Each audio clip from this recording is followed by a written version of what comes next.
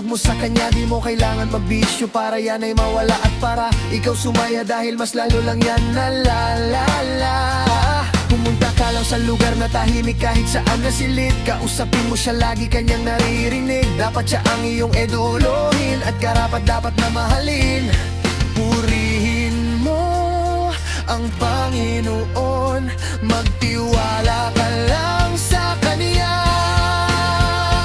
Magtiwala ka lang sa Kanya, dahil siya ang sagot kung tayo'y may problema. Dahil siya ang Panginoon,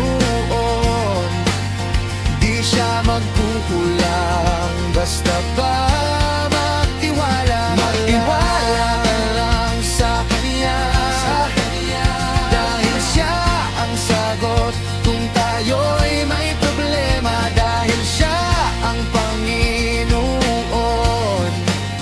di siya magkukulang, basta ba magtiwala ka lang. Hanayon ang Panginoon, magtiwala ka lang sa Kanya.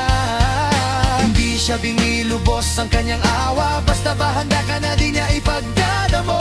May tanong ka man o gusto, antayin mo na lang ang sagot.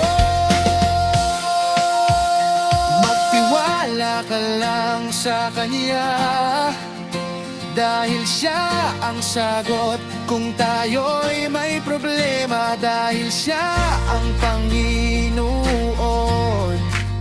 di siya magkukulang, basta ba